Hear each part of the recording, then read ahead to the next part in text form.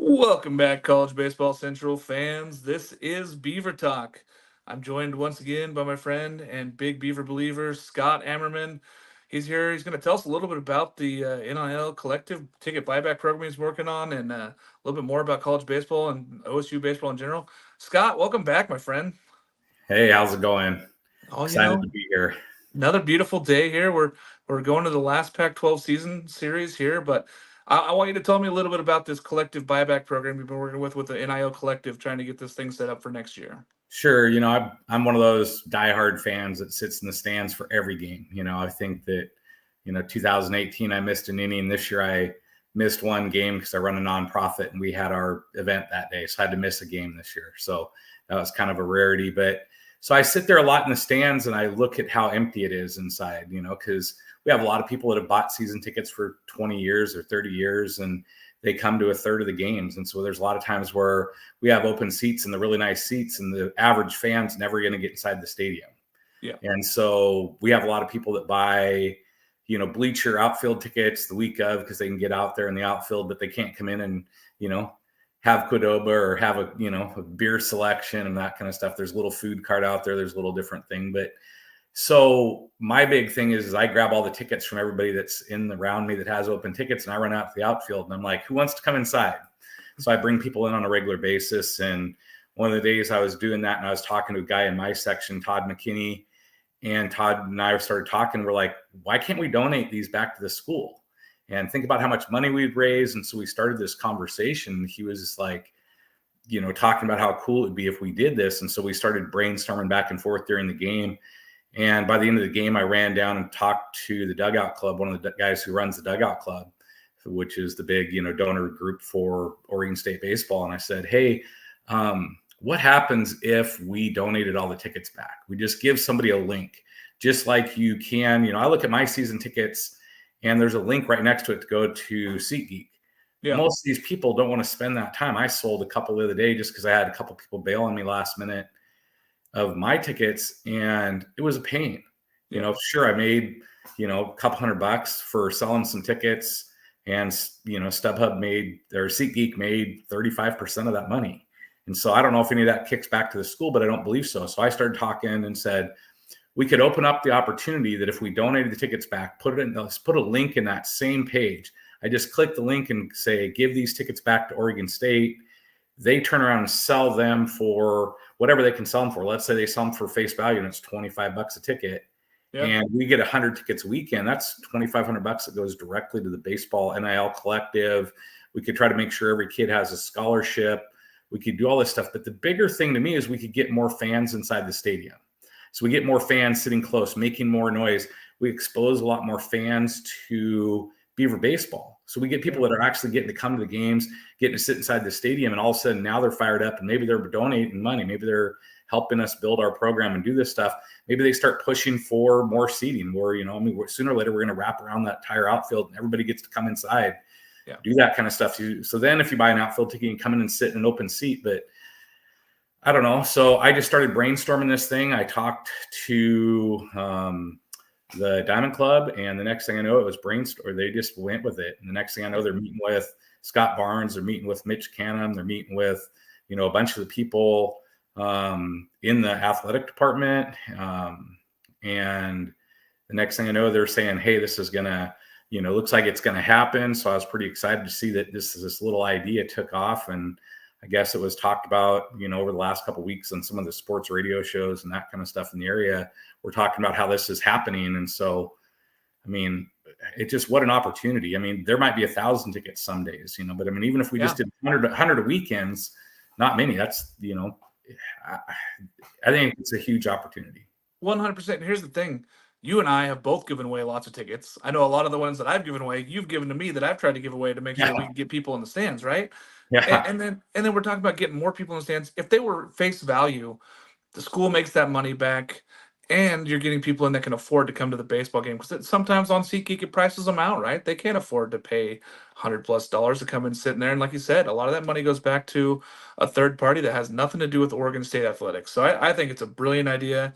I love it. I love filling butts in those seats and getting that place crazy. So You and I sit at the top of that section 3 whenever I come watch games with you, and it's outstanding. Be great to have every section as filled as that section is every single weekend. Yeah, that's just my goal. And like, like you talked about, how many times have I said, Mark, post these on Twitter, see if anybody wants to come. Or, I'll go post them on, Beavers Behind Enemy Lines or Pure Orange or one of those places and go like, who wants to come to a game for free tickets? But yeah, this would be something that the money would go directly back to the program. And I think once people found this opportunity, that these fans that can't come to a game because they got plans on the weekend, or maybe they come to one game a weekend, could donate the other 2 games. And it's just such an opportunity to make money for Beaver baseball. It would all be earmarked directly for the NIL collective. So, maybe we make sure all 40 kids get a scholarship. Yeah. We're probably not going to compete with LSU and be spending $500,000 a year, but to buy a player, but maybe we make sure every kid's got a scholarship. I mean, start small. Let's start and go. Let's just keep getting the program bigger and keep adding to it. I agree. And there'd be weekends, I'd buy tickets and give them out as a award. Like, hey, thanks for posting pictures. Thanks for coming to the stadium. All you gotta do is show up here and we'll get you tickets. That would happen a lot more if it was more accessible for fans versus having to pay the hundreds of dollars in the fees that you have to pay with these third-party vendors. So I love it. I think it's a great idea, Scott.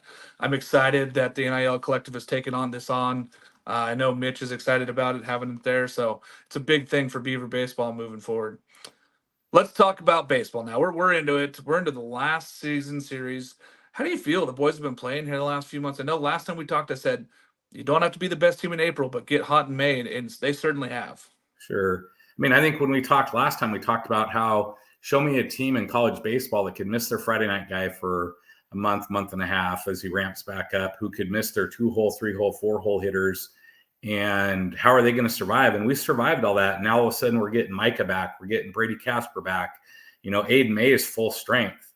So, I mean, geez, we got all these guys back, and I think we're playing great. I mean, we've sure played great the last, 6 or 7 games. And so I think it's exciting times. I think that, rumors are floating around about when Caraway is going to play. And I think if we could get Caraway back in, but boy, it's going to be a good problem to have. We're going to have a lot of kids for not enough roster spots. So, I mean, I know you and I were talking right before we went live about if Caraway comes back, I mean, how do you sit, Gavin Turley can't do that. Can't sit Micah McDowell, can't sit Brady Casper. Dallas Macias has been, one of our best players too. And so when we got these guys that, if he, they're talking about, he talked a little bit about the hard part for him right now is throwing the ball.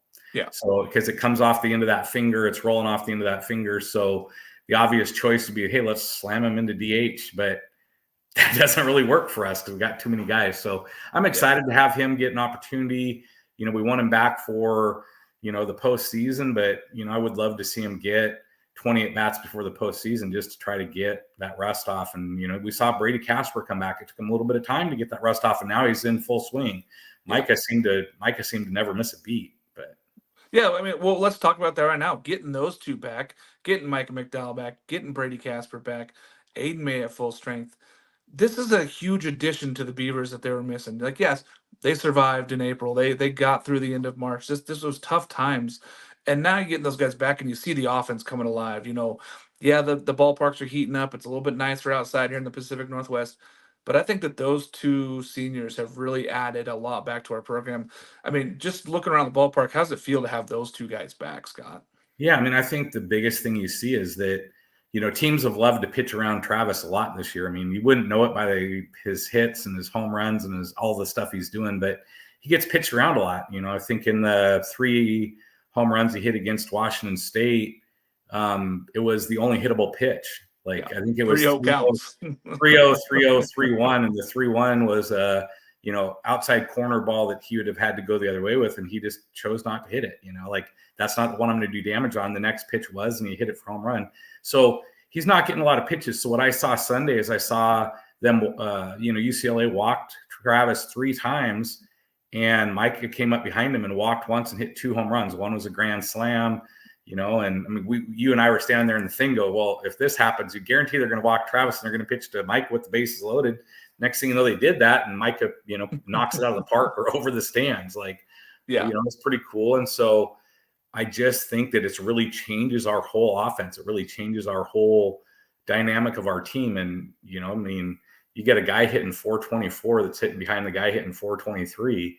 Geez, like pick your poison, you know? And so, and I love it from a standpoint of here's two guys, Micah McDowell and Brady Casper, that whether they want to think about it or not, the draft's coming up, and you know we want to get these guys out there getting an opportunity to play, to showcase how good they are against good teams, against good competition, so that hopefully they get drafted. I mean, that's our goal at Oregon State, is to build these kids into the next Stephen Kwan, you know, who may not have been a superstar when he showed up at Oregon State, but boy, it's fun to watch him in, you know, Cleveland Guardians outfield out there, right? You know, when he comes back, he's a little banged up right now, but I mean, Adley hitting 2 bombs last night. Those are the guys we want. We want to push our guys into have every opportunity to do that kind of stuff. So from that standpoint, that's probably where I'm the most excited.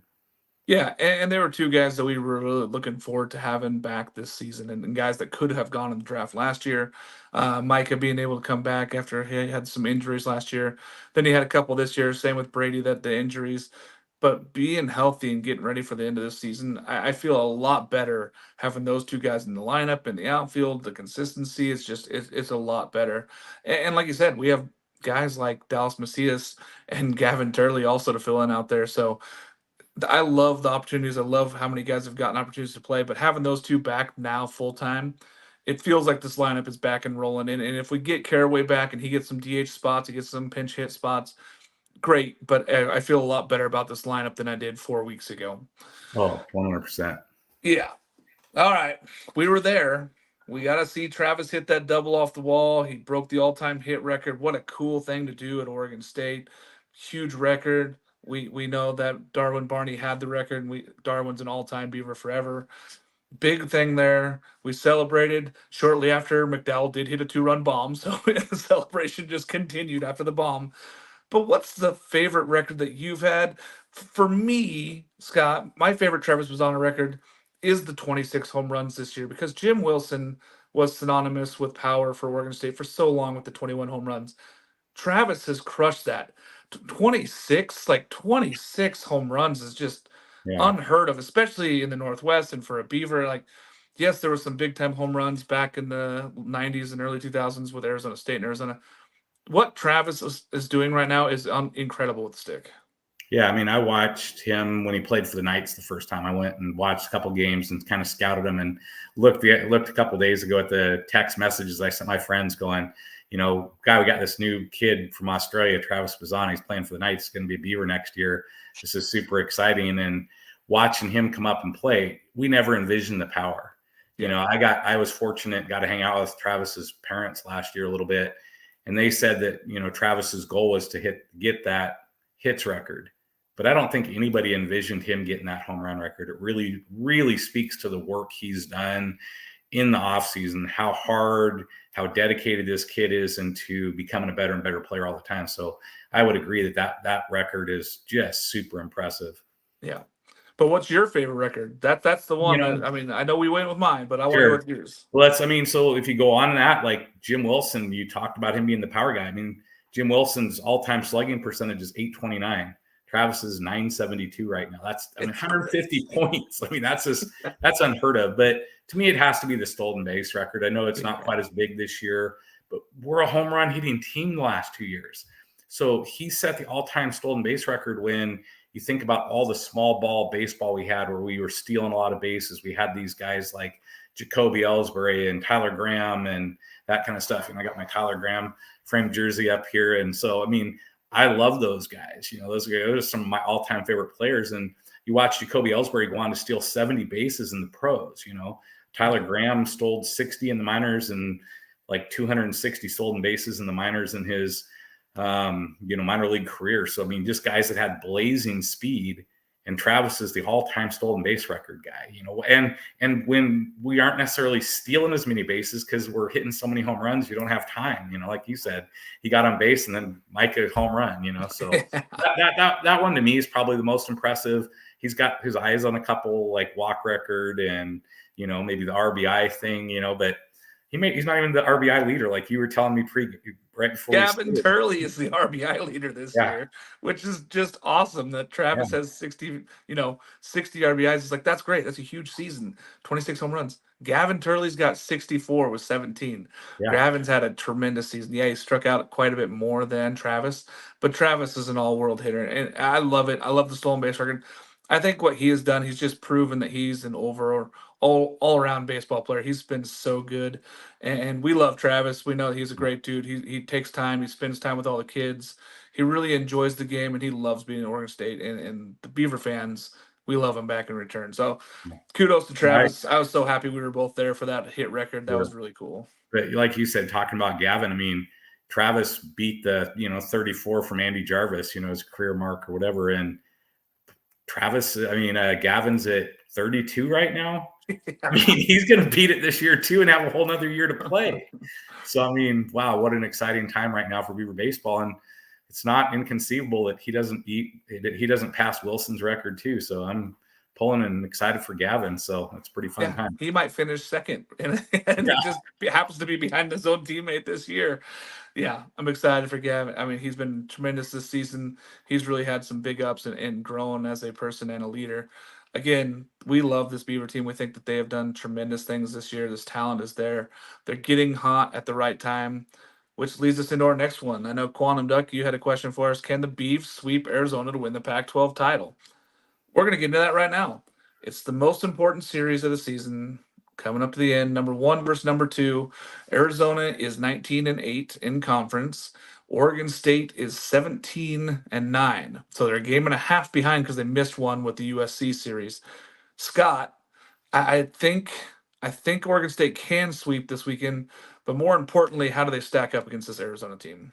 Sure. I mean, what a surprise Arizona is this year. I mean, we're used to Arizona winning 12-10 ball games all the time, because they can hit the ball nonstop, but their pitching has always been kind of whatever. And now all of a sudden this year, their pitching staff, you start looking at the matchups and you go, wow, they got some pitching, and we're going to be down there in Arizona where that ball flies and it's warm. And, I'm going to say that they haven't played us yet, so we'll see how their ERA is after. But, they're 18-5 at home. I mean, that's impressive. We need to go down there and get a sweep. I want us to win a series. I'd love for us to get the Pac-12 championship and do that kind of stuff. But that'll be determined in the tournament anyway. So, it's sad, that this is all coming to an end and here we are, Pac-12. But I don't know. I think that we have every opportunity to go down there and do that. And we just need to play. We haven't been a great road team so far. So this is our time to get healthy, go shine, and see what we can do. And it'd be a big weekend just to me to go down there and win this series would be huge. And, I'm assuming Quantum Duck, Pat's out there. Probably, I hope we can, Pat. No, yeah. Here's the thing. When I broke down the numbers here and I looked at all this here, Oregon State has double the amount of home runs. They're similar on RBI. They got 30 more RBIs. They're slugging 100 points better than Arizona so far in conference. Pitching-wise, is very similar numbers except for, the ERA is a little bit better. It's 3.51 for Arizona, 4.37 for the Beavs. But the Beavers pitching staff has held, the opponent batting average down to 249. They've done the things we need to do, 233 and 83. It's unbelievable here when you look at these teams and how well they match up with each other. But for me, it comes down to, can Oregon State's hitting take care of those 3 starting pitchers? When you look at Jackson Kent, who goes on Friday nights, is going to go Thursday this week because it's Thursday, Friday, Saturday. Candiotti going on Saturday. He's going to go on Friday this week.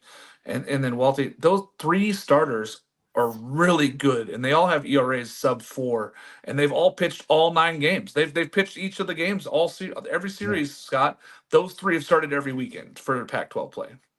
It's impressive, and then you throw in the Aiden May going back down to Arizona to play. How hyped up is he going to be to go down and play his former team and that kind of stuff? And so, Jacob Kmatz on our Friday, which would be Saturday going to Friday. I love the matchups. It's going to be fun. I have no doubt that, it's going to be a very competitive series, and I don't expect them to, just go, oh, Oregon State's coming in. They're the best, team in the last 20 years and roll over for us. They're going to be a very tough competition, and they always play us tough. So yeah, it's going to be a fun series. I would love to walk out of there with a series victory, put us in the hosting conversation, that kind of stuff. But I think that we have every opportunity.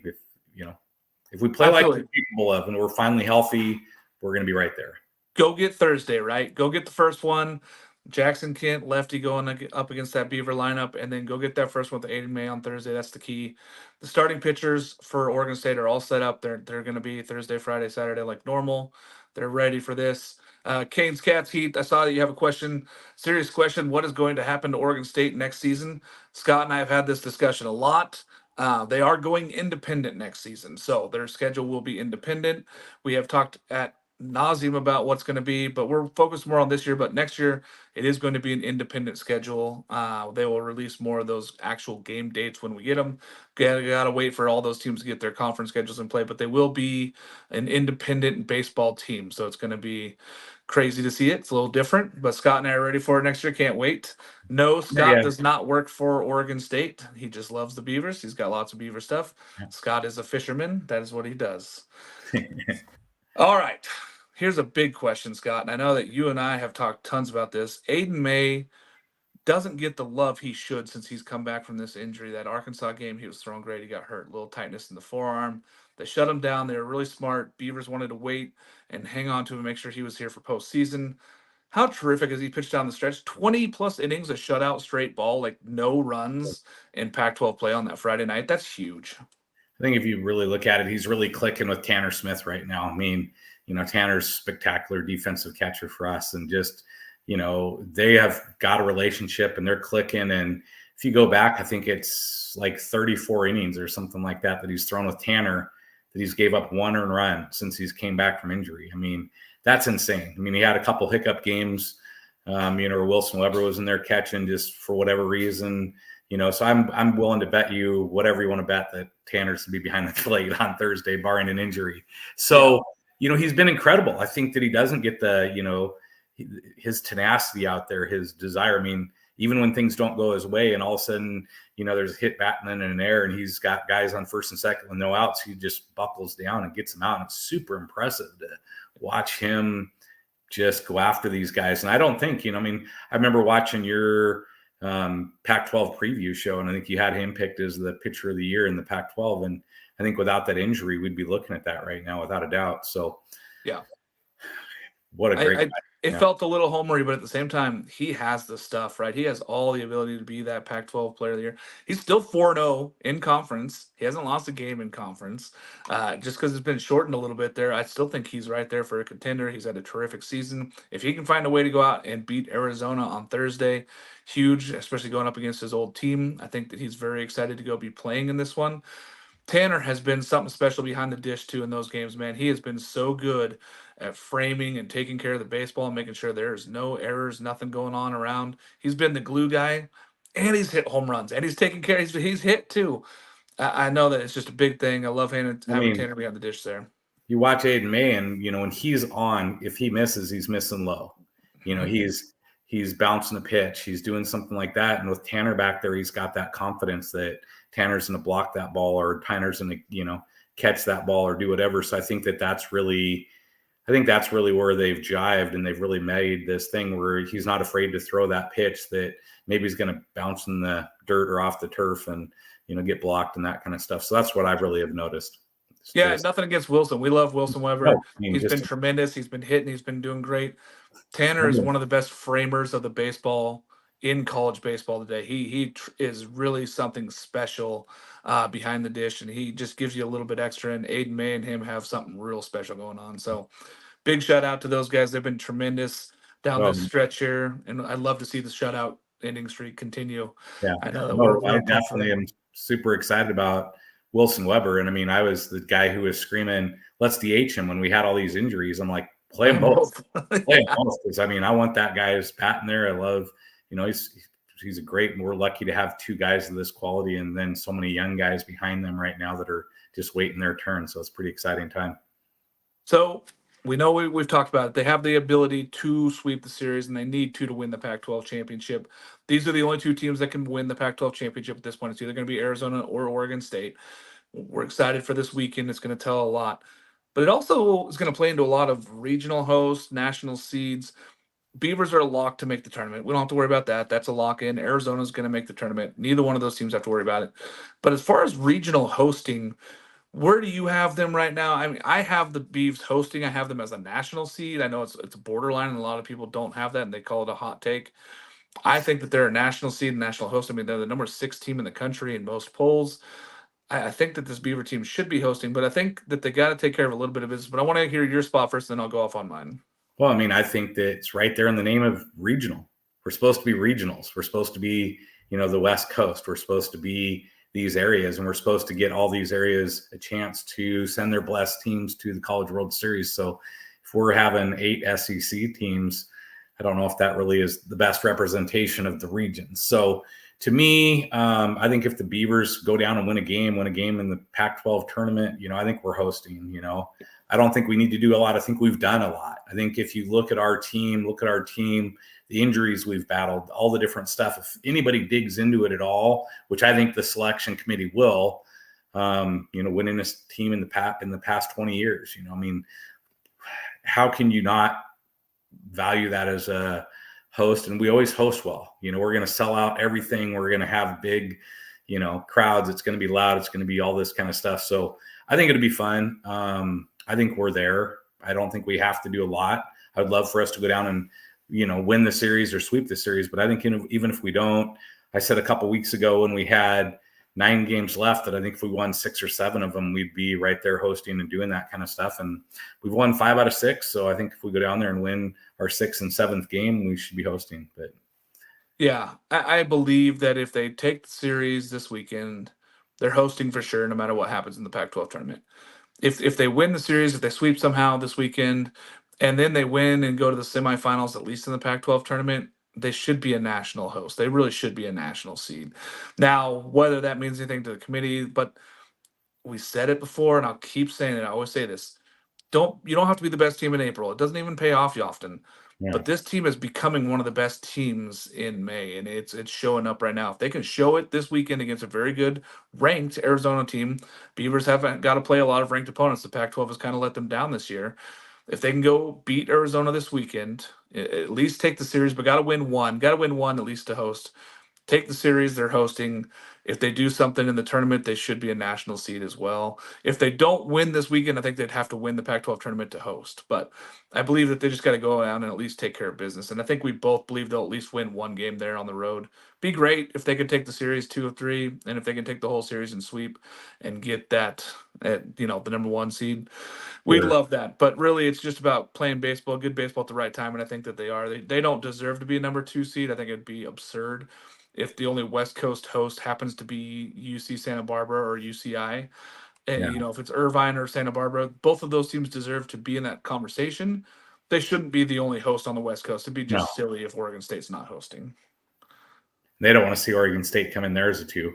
Whoever, you show me a SEC school that's like, yeah, we want Oregon State to come in as a 2. Like, yeah, nobody wants that. So I saw that they had us, they had the Beavers ranked as the 16 seed and they had Kentucky as the 1, and Kentucky fans were like, why? Why is this happening?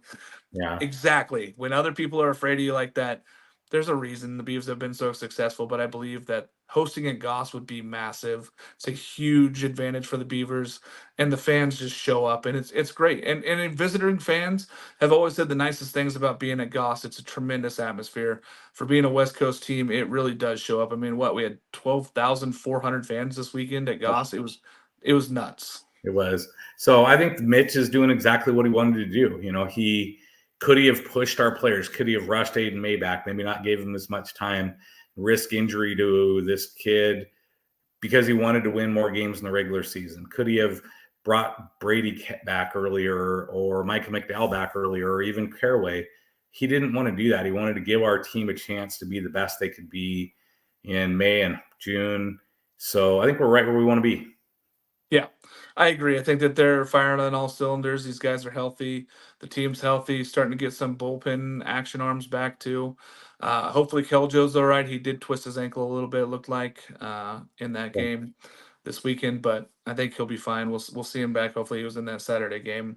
Hopefully, he's back this weekend and not really worried about it. But again, if he's hurting, they're probably not going to pitch him at all this weekend. Sure. I would say I did get a little.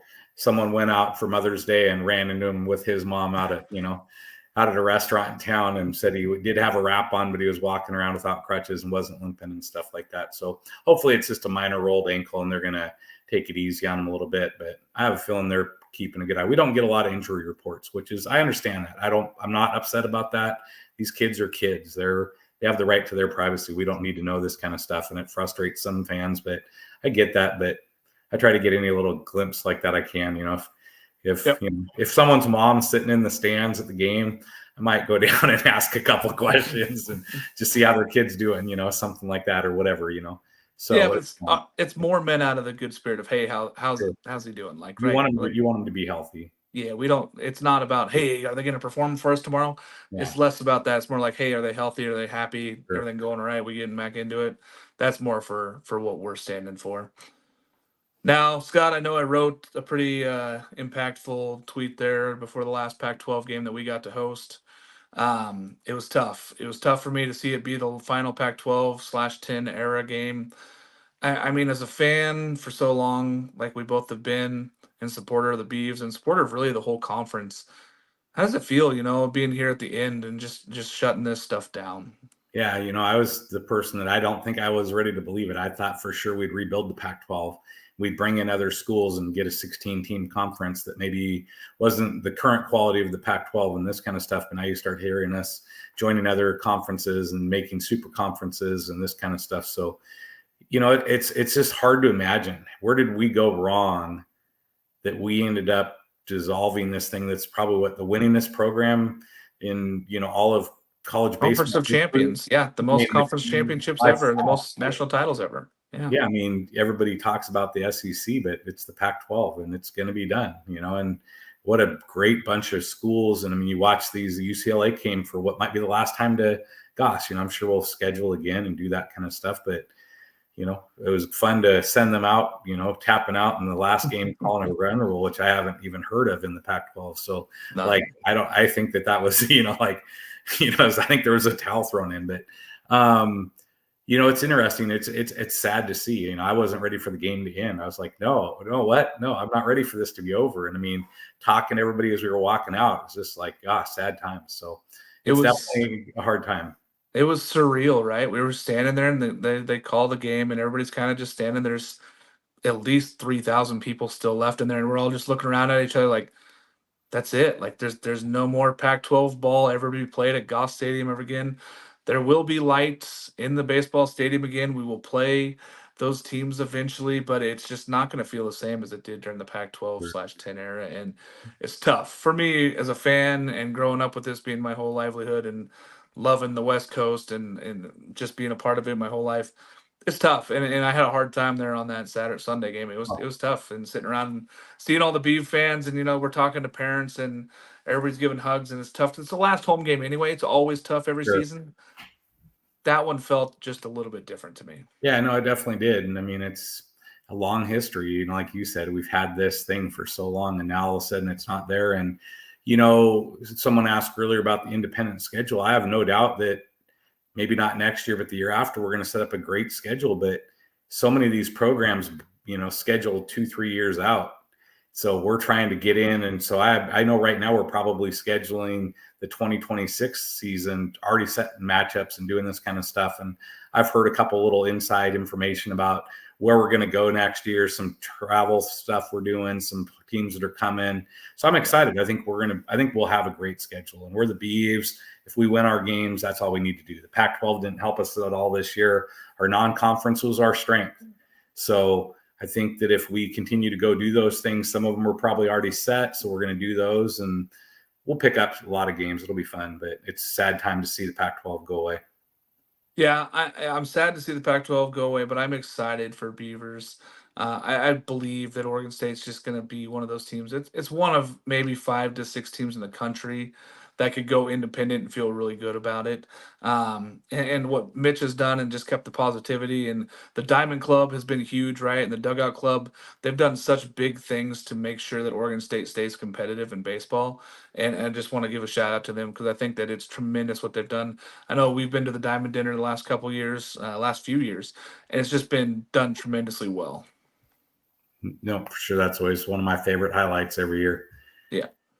So, final thoughts going forward here. Any special shout outs you want to give anybody listening? I know Section 3, we love you guys, and we get to stand there and you guys discuss baseball with us every single game we're at there. I know Scott makes it to more games than I do now since I'm on the wrong side of the mountain. But special shout out to everybody in Section 3 who gets to talk to us every game and listen to us talk about baseball. Sorry for you and also happy for you.